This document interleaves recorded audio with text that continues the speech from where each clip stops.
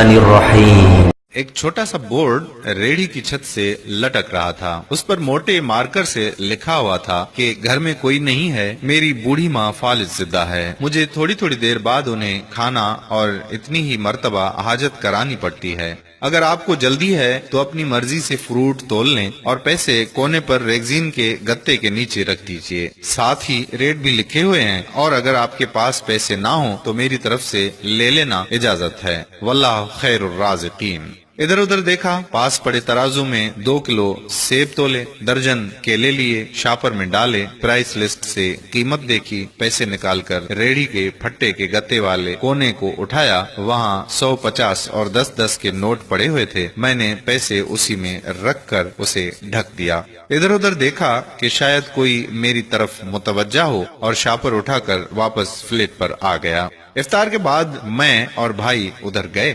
دیکھا کہ ایک بارش آدمی، داڑھی آدھی کالی آدھی سفید، ریڑھی کو دھکا لگا کر بس جانے ہی والا تھا۔ وہ ہمیں دیکھ کر مسکرایا اور بولا، صاحب پھل تو ختم ہو گیا؟ نام پوچھا تو بولا خادم حسین۔ پھر ہم سامنے ڈھابے پہ بیٹھے تھے، چائے آئی، کہنے لگا کہ پچھلے 3 سال سے اماں بستر پر ہے، کچھ نفسیاتی سی بھی ہو گئی ہے، اور اب تو فالج بھی ہو گیا ہے، میرا کوئی بال بچہ نہیں ہے، بیوی مر گئی ہے، صرف میں ہوں اور میری اماں کی دیکھ بھال کرنے والا کوئی نہیں، اس لیے مجھے ہر وقت اماں کا خیال رکھنا پڑتا ہے۔ ایک دن میں نے اماں کے پاؤں دباتے ہوئے بڑی نرمی سے کہا کہ اماں، تیری تیمارداری کو تو بڑا جی کرتا ہے، پر جیب میں کچھ نہیں، اور تو مجھے کمرے سے ہلنے دیتی نہیں، کہتی ہے تو جاتا ہے تو جی گھبراتا ہے، تو ہی بتا میں کیا کروں؟ اب کیا غیب سے کھانا اترے گا؟ نہ میں بنی اسرائیل کا جنا ہوں، نہ تو موسیٰ کی ماں ہے، کیا کروں؟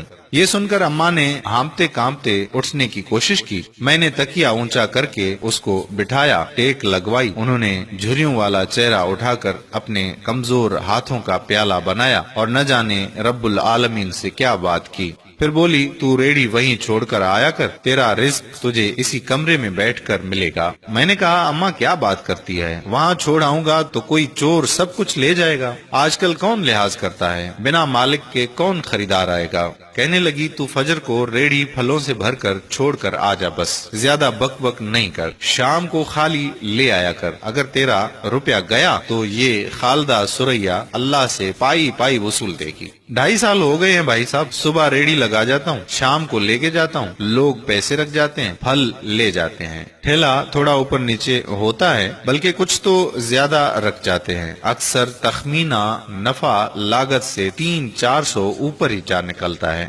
کبھی کوئی اماں کے لیے پھول رکھ جاتا ہے، کبھی کوئی اور چیز۔ پرسوں ایک پڑھی لکھی بچی پلاؤ بنا کر رکھ گئی، نوٹ لکھ کر رکھ گئی کہ اماں کے لیے۔ ایک ڈاکٹر کا گزر ہوا، وہ اپنا کارڈ چھوڑ گیا، پشت پہ لکھا تھا کہ انکل اماں کی طبیعت نہ سنبھلے تو مجھے فون کرنا، میں گھر سے پک کر لوں گا۔ کسی حاجی صاحب کا گزر ہوا تو اجوا کھجور کا پیکٹ چھوڑ گیا، کوئی جوڑا شاپنگ کر کے گزرا تو فروٹ لیتے ہوئے اماں کے لیے سوٹ رکھ گیا۔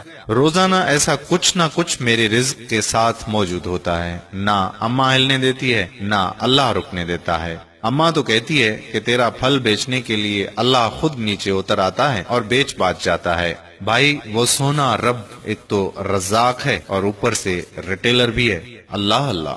آخر میں مجھے اپنے بچوں سے کہنا ہے کہ اگر آپ فارغ ہوں اور اپنے والدین کو کام کرتے دیکھیں تو فوراً اٹھ کر ان کی مدد کریں، اور انہیں کہیں کہ امی جان، ابا جان لائیے، میں آپ کی مدد کرتا ہوں۔ پھر دیکھیں دنیا اور آخرت کی کامیابیاں کیسے تمہارے قدم چومتی ہیں انشاءاللہ۔ اگر آپ کو یہ ویڈیو پسند آئی تو اس کو شیئر کر دیجئے، شاید کسی کا بھلا ہو جائے۔